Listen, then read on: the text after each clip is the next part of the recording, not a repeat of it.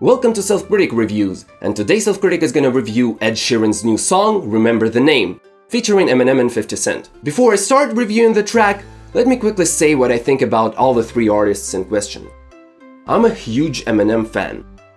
I'm relatively indifferent to 50 Cent, and I dislike Ed Sheeran's music.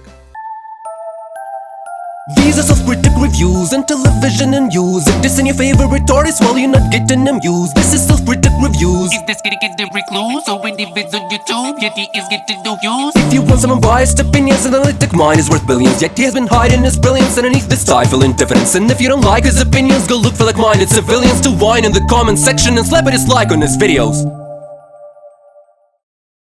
Remember the Name is not a standard Ed Sheeran song.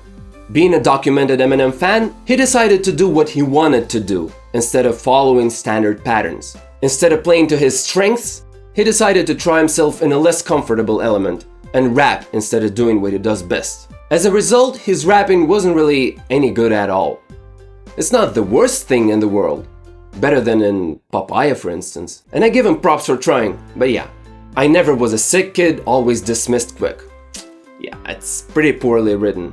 My dreams are bigger than just being on the rich list sounds awkward as well. Out of the reasonably okay lines, my wife wears red but looks better without the lipstick, is one of those standard rap lyrics that don't necessarily make sense, but is very in tune with the genre. So it's fine. But overall, a really boring flow, structure and lyrics make it a really boring verse.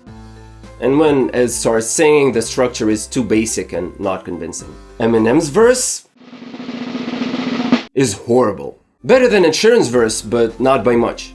I don't know how Eminem thought this was acceptable.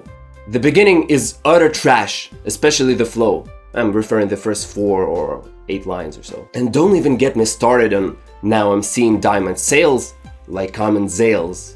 He even dared to pause before Amen Zales, like this is the greatest punchline ever, when in fact, it's as pathetic as Lil Wayne lyrics. The next 4 lines about skinny jeans and splitting scenes are mediocre as well. Do you have any idea how much I hate this choppy flow Eminem copies though? Probably no. Get this audio out my audio. Adios. I can see why people like it, but not me though. Not even dissing, it just ain't for me. All I am simply is just self-critic. Maybe this review isn't your cup of tea. Maybe your cup is full of syrup and lean. To be fair, this line You sleep on me cause you're only fucking living in your dreams. is pretty nice. Too bad it's wasted in this flow. The final 4 bars are actually not too bad, even if I don't think the flow is particularly good. But yeah, so why would I quit? The thought that I would stop when I'm dead just popped in my head. I said it, then forgot what I said. Those lines feel like Eminem isn't even trying, yet the lines still ended up being good. I said it, then forgot what I said is a great way to end the verse. I don't know, I just like it for some reason. Still, no excuses for Eminem, horrible feature. As for 50 Cent, should I even talk about him? His verse was the worst out of the 3 people in the song. He got out-rapped by a singer. Let that sink in. I purposely avoided talking about the chorus, and that's because I think it's probably the best part of the track. It was a nice touch to have the chorus sung first, alone, then together with Eminem, and then together with Eminem and 50 Cent.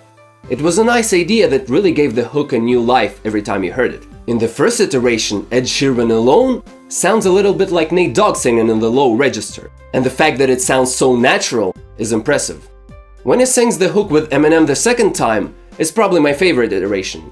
I mean, Ed made Eminem's singing sound good, and that's already an achievement these days considering Eminem's singing took a huge hit ever since Marshall Mathers LP 2. I could also hear mixing problems in the second and third chorus because the volume levels at certain points sounded weird. In the first half of the second chorus, the P consonant in paid sounds like a microphone glitch. And in the second half of the third hook, but it's sounds much lower than it needs to. Might just be a rough mix though.